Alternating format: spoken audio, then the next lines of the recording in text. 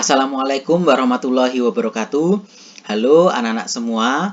Pada kesempatan kali ini kita akan belajar mengenai masalah pokok ekonomi.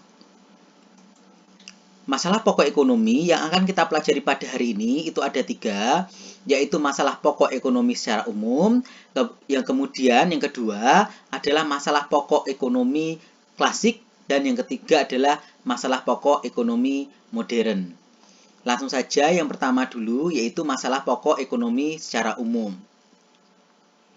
Masalah pokok ekonomi secara umum itu adalah kelangkaan, yaitu kebutuhan manusia itu bersifat tidak terbatas ya. Jadi kebutuhan manusia tidak terbatas, sedangkan alat pemuas kebutuhan itu dia bersifat terbatas. Sehingga atas kelangkaan tersebut atau keterbatasan tersebut, manusia harus menentukan pilihan atau skala prioritas kebutuhan mana yang akan didahulukan agar seluruh kebutuhannya dapat terpenuhi. Ini adalah masalah pokok ekonomi secara umum. Jadi ada 2 kata kunci, yaitu kelangkaan dan pilihan. Selanjutnya, yang kedua adalah masalah pokok ekonomi klasik atau menurut teori klasik. Masalah pokok ekonomi klasik itu dia berdasarkan teori ekonomi klasik yang dikemukakan oleh Adam Smith, David Ricardo, dan J.S. Mill. Ekonomi klasik dia menekankan kekuatan pasar ya. Jadi yang ditekankan itu adalah kekuatan pasar sehingga menolak campur tangan pemerintah dalam kegiatan ekonomi. Masalah ekonomi klasik itu meliputi 3 hal, yaitu masalah produksi, masalah distribusi, dan masalah konsumsi. Yang pertama adalah masalah distribusi. Masalah distribusi itu berkaitan dengan beberapa hal ya, yaitu berkaitan dengan barang apa yang akan diproduksi, berapa barang atau berapa jumlah yang akan diproduksi, bagaimana cara memproduksi barang tersebut, untuk siapa barang itu diproduksi, siapa yang akan memproduksinya, bagaimana barang mentahnya atau bahan mentahnya, kemudian bagaimana teknologinya. Ini adalah masalah-masalah berkaitan dengan masalah produksi. Kemudian yang kedua adalah masalah distribusi. Masalah distribusi itu berkaitan dengan yang pertama adalah bagaimana saluran distribusi yang tepat. Kemudian bagaimana cara mendistribusikannya. Kemudian yang ketiga, apakah barang tersebut sampai ke konsumen dan lain-lain. Ini adalah masalah-masalah yang berkaitan dengan distribusi. Distribusi itu dapat dilakukan dengan 2 cara, yaitu distribusi langsung dan distribusi tidak langsung. Kalau distribusi langsung itu adalah distribusi atau penyaluran barang dari produsen ke konsumen dia secara langsung tanpa adanya perantara.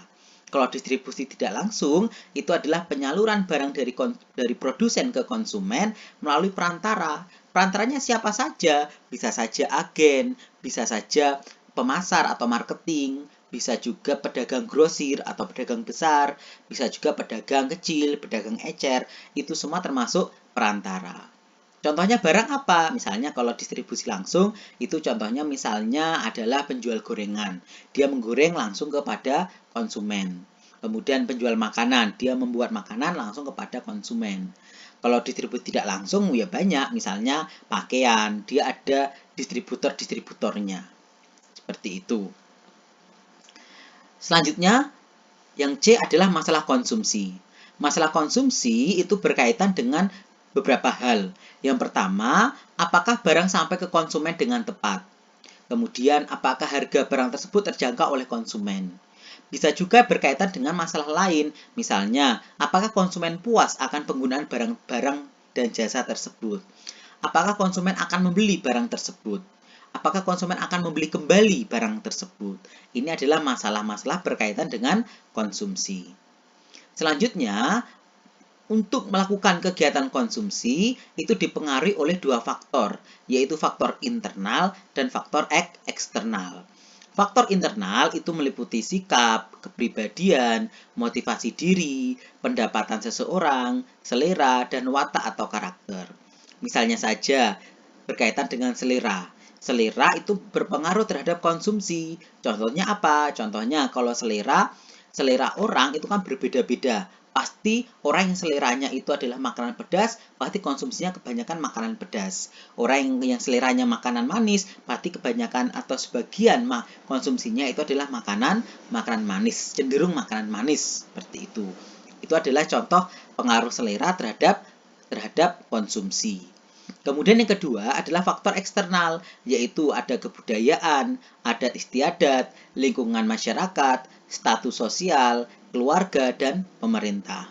Contohnya bagaimana? Contohnya saya ambil di sini adalah adat istiadat. Adat Jawa dengan adat Bugis berbeda. Ya, pasti beberapa atau sebagian besar konsumsinya juga berbeda. Ya, di sini misalnya apa? Misalnya dalam hal pernikahan. Konsumsi baju baju pernikahannya pasti juga berbeda. Adat Jawa dengan adat Bugis misalnya atau adat Mandar itu kan berbeda. Jadi otomatis pemesanan atau konsumsi akan baju pernikahan, dekorasinya pasti akan berbeda. Kan kita lihat ya, kalau dekorasinya, kita jelas ya dekorasinya. Orang Jawa dengan orang Bugis, pasti dekorasinya berbeda. Kalau Jawa biasanya dia pakai pakai daun kelapa muda itu. Kalau orang Bugis mungkin dia berbeda lagi. Itu ya, itu adalah masalah konsumsi. Selanjutnya, yang ketiga adalah masalah pokok ekonomi modern atau masalah pokok ekonomi menurut teori modern. Masalah ekonomi modern pada dasarnya sama dengan masalah ekonomi klasik, hanya penekanannya yang berbeda. Kenapa? Karena tujuannya sekarang lebih kompleks, yaitu agar dapat mengatasi keterbatasan sumber daya yang ada. Jadi di sini lebih kompleks masalah ekonomi modern itu daripada ekonomi klasik. Selanjutnya, masalah pokok ekonomi modern itu terbagi menjadi 3, yaitu ada barang apa yang akan diproduksi dan berapa banyak, atau kata kuncinya adalah masalah what. Kemudian, bagaimana cara memproduksi barang tersebut atau how. Kemudian yang C, untuk siapa barang-barang tersebut diproduksi atau for whom. Kita akan membahas satu persatu dari masalah-masalah ini. Baik what, baik how, baik for whom. Masalah yang pertama adalah masalah what. Masalah what itu merupakan masalah apa dan berapa. Ya, jadi berkaitan dengan apa dan berapa banyak barang yang akan diproduksi. Masalah ini menyangkut yang pertama jenis barang yang akan diproduksi. Ya, jadi di sini jenis barang apa sih yang akan diproduksi, kemudian berapa banyak barang itu akan diproduksi atau jumlah barang yang akan diproduksi ya. Jadi kata kuncinya adalah apa dan berapa. Kemudian masalah produksi tidak hanya untuk memenuhi kebutuhan hidup manusia, tapi juga untuk memperoleh laba maksimum. Jadi ini lebih kompleks lagi ya. Jadi kalau orang memproduksi tidak hanya sekedar untuk memenuhi kebutuhan, tapi ternyata juga untuk memperoleh laba maksimum. Apa itu laba maksimum? Bagaimana perhitungan laba maksimum? Bagaimana kriteria laba maksimum? Nanti kita akan pelajari pada video selanjutnya atau pada submateri selanjutnya. Masalah yang kedua yaitu ada masalah how. Masalah how merupakan masalah bagaimana sumber-sumber ekonomi atau faktor-faktor produksi yang tersedia itu dipergunakan untuk memproduksi barang-barang. Ya, di sini masalah how ini menyangkut beberapa, yaitu teknik atau metode produksi yang diterapkan, kemudian yang kedua adalah kemampuan produsen dalam mengkombinasikan faktor-faktor produksi. Ya, ini adalah masalah yang kedua atau masalah how. Kemudian yang ketiga itu adalah masalah for whom. Masalah for whom ini merupakan masalah untuk siapa ya. Jadi untuk siapa barang itu diproduksi. Masalah ini menyangkut beberapa, yaitu yang pertama, siapa yang akan mengkonsumsi atau membeli barang hasil produksi tersebut. Kemudian siapa saja yang akan menikmati pendapatan dari kegiatan produksi ini, atau siapa sih konsumennya, seperti itu ya. Ini adalah masalah-masalah pada ekonomi modern atau masalah pokok pada ekonomi modern. Selesai. Terima kasih atas perhatian anak-anak semua. Jika ada kesalahan baik salah kata maupun lainnya, saya mohon maaf. Insya Allah kita bertemu lagi pada video-video selanjutnya. Sekian, semangat belajar, tetap belajar. Assalamualaikum warahmatullahi wabarakatuh.